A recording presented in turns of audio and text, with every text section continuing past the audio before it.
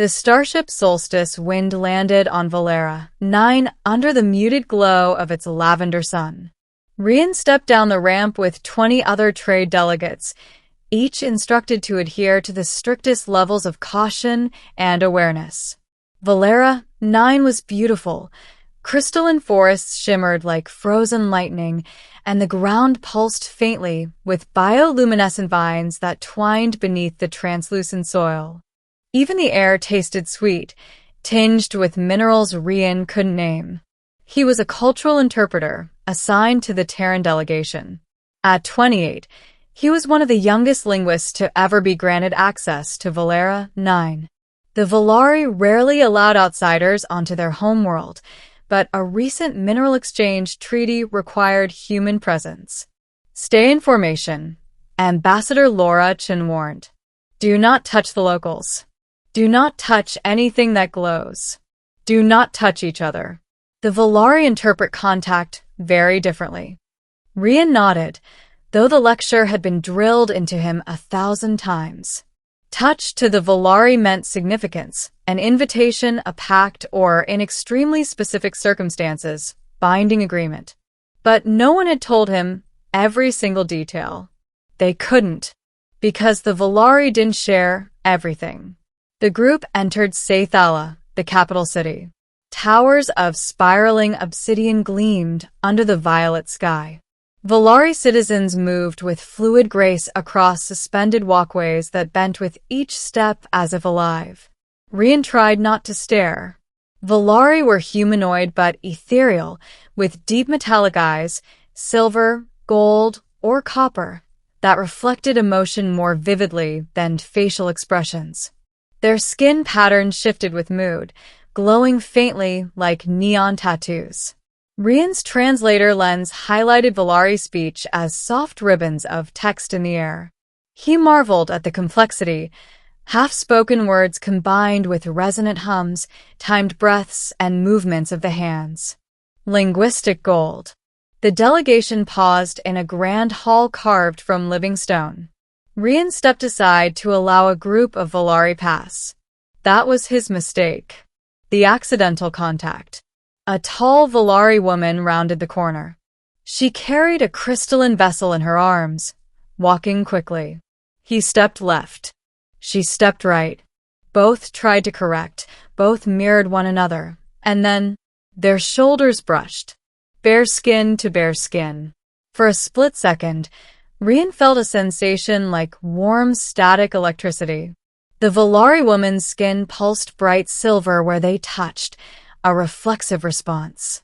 Her eyes widened, flickering with an intense light. She gasped. He stepped back. I'm sorry. I wasn't looking. The hall went dead silent. Every Velari froze. Ambassador Chen's face drained of color. Rian, she whispered, tell me you did not just. The Velari woman spoke first, her voice ringing with a tone that made every human flinch. Claim acknowledged. Rian blinked. What? No, I didn't claim anything. The woman placed her palm over her heart, then held it out toward him. I am Alira'ven Keth-Sa. By ancient Velari law, I acknowledge the bond of initiation. Your touch has chosen me. I belong to you forever. Rian felt his stomach drop. What? No, there's been a misunderstanding. A deep rumble echoed through the hall as dozens of Velari murmured among themselves. Ambassador Chen whispered sharply, Rian, you've triggered the law of first contact, the ancient one. The one they refused to discuss in diplomatic briefings. Alira raised her chin with solemn dignity. Her silver eyes glowed softly. The bond is sealed. Rian Hale's life was officially screwed. Immediately the law explained. Within minutes, Rian was escorted, politely but firmly, to a private chamber. Alira followed, walking with the confident serenity of someone fulfilling a sacred destiny.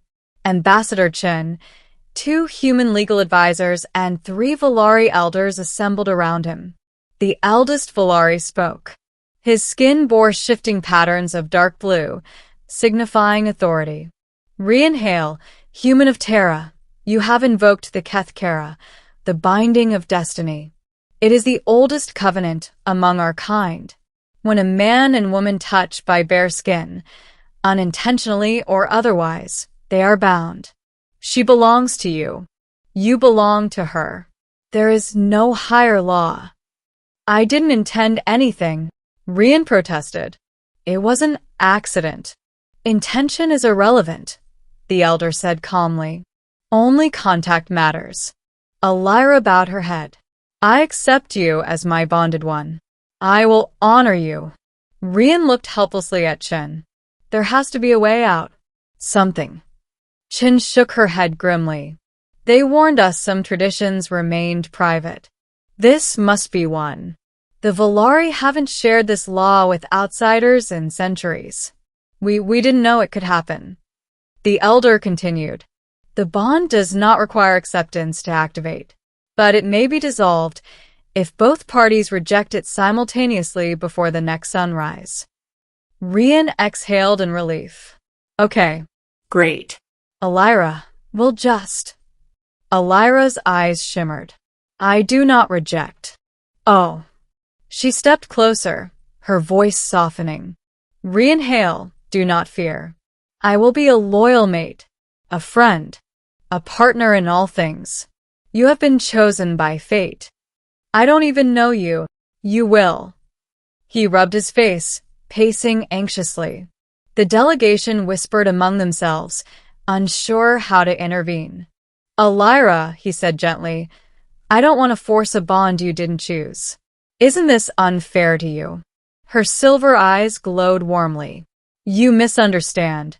Among my people, accidental contact is the universe speaking.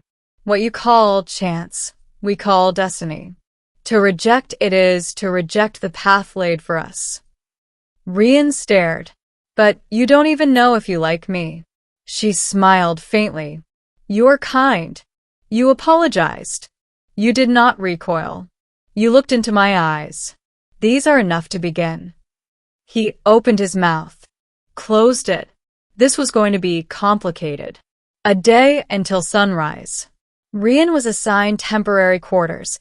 Alira insisted on quarters next to his, and ambassadors allowed him a single day to decide whether to reject the bond before the sun rose again. Except the Velari day was 42 Earth hours long. Great, he muttered. Almost 2 days to figure out if I'm accidentally married. But it wasn't that simple. Alira stayed near him, not clingy but present, as if fulfilling an unspoken duty. She guided him through Velari customs, showing him sacred gardens, singing crystalline caverns and bioluminescent orchards that rippled with life. Despite his panic, she was actually fascinating. Your people believe the universe speaks through touch? He asked as they crossed a glowing bridge. Through all connections, Alira replied. But touch is the clearest. When two life energies meet, they imprint. Our ancestors believed these imprints defined partnerships. Humans just call that static shock. She laughed, a melodic sound that made the bridge's crystals vibrate. Perhaps destiny feels like static to you. They sat near a lake where water hovered above the surface in suspended droplets. Alira dipped her fingers into the floating spheres. I am the youngest daughter of the Keth-Sa lineage. My family feared I would never find a destined bond. I was beginning to believe them. You were waiting for someone to bump into you? She nodded. Part of the tradition. Though most matches are intentional.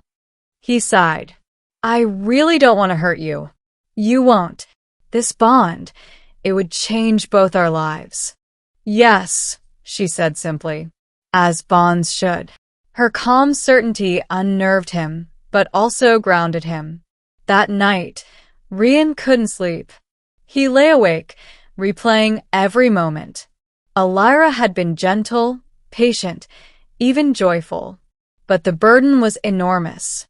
If he accepted the bond, He would be tied to Velari 9 permanently. Human Velari hybrid couples were rare, sometimes controversial. His career as a traveling interpreter would end. He'd become part of a culture he barely understood. Rejecting the bond, however, would bring shame to Alira and her entire lineage. Velari bonds were sacred.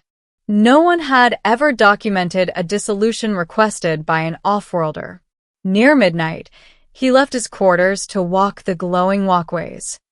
He didn't realize Alira followed until she spoke behind him. "You're afraid." He swallowed. "Yes." She stepped beside him. "I do not want your fear. I want your truth. Tell me what weighs on you." He hesitated, then forced himself to speak openly. "I don't know if I can be what you need. I don't know if I can give up my life. And I don't want to trap you with someone who's confused." She touched the tips of her fingers to his hand. Not full contact, just a feather-light graze. "You are not trapping me. You are freeing me.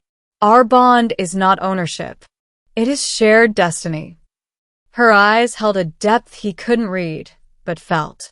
"Rian," she whispered, "if you reject the bond, I will accept your decision without anger. But if you accept, I promise you a life of meaning, a partnership, a path neither of us could walk alone." Emotion hit him unexpectedly. She wasn't forcing him. She wasn't demanding. She was offering. And somehow he wanted to accept. He just didn't know it yet. P&A sunrise and choice. The lavender sun was minutes from rising when Rian stood with Alira atop the Spire of Echoes, a tower that sang with the shifting winds. Velari elders and human delegates waited below, observing the ancient ritual. The elder stepped forward. "Rian Hale, Alira'ven Keth-Sa, speak your choices." Alira looked at him, serene. "I accept the bond," she said. The elder turned to Rian. "And you, human? Do you accept or do you reject?" Rian stared at the horizon. The violet light crept up the sky like ink in water. This was it. He turned to Alira. "I don't know what the future looks like," he confessed. "I don't know if I fully understand your people, or your laws, or even what this bond means long-term." Her skin glowed with soft silver as she waited. "But I know you didn't treat this like obligation. You treated it like hope." Her breath caught.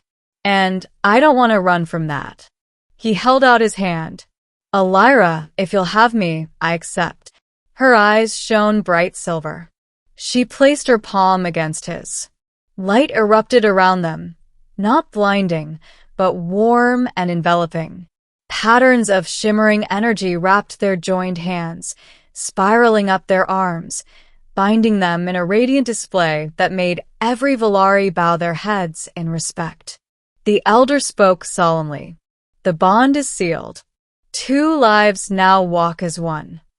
Ambassador Chen exhaled with a mixture of disbelief and awe. "Well, this is going to make one hell of a diplomatic report.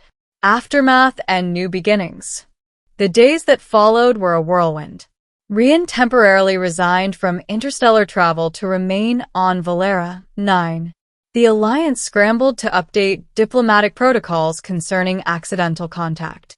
And the Velari, who hadn't celebrated an off-world bond in generations, held ceremonies welcoming him. Alira guided him through everything. The rituals, the language nuances, the shimmering forests that responded to sound. Rian, in turn, taught her Terran humor, old Earth music, and the art of asking too many questions at once. They were unexpectedly compatible. Their connection grew not from ancient law, but from genuine curiosity, shared challenges, and quiet moments exploring the alien world together. One evening, as they walked hand in hand beneath floating lantern creatures called glimfires, Alira stopped and faced him. "Do you regret accepting the bond?" she asked softly. Rian looked at her glowing skin, her luminous eyes, her mixture of vulnerability and strength. He shook his head. No. I think the universe knew what it was doing. She leaned her forehead to his. Then we begin. And they did. As the lavender sun dipped below the horizon once more, casting silver light across the crystalline forests, Rian Hale realized something profound. A single accidental touch had rewritten his life. But destiny, whether cosmic design or pure chaotic luck, had given him not a burden but a partner. A future, a story worth telling, and a love deeper than any law. Their bond was no accident. It was the beginning.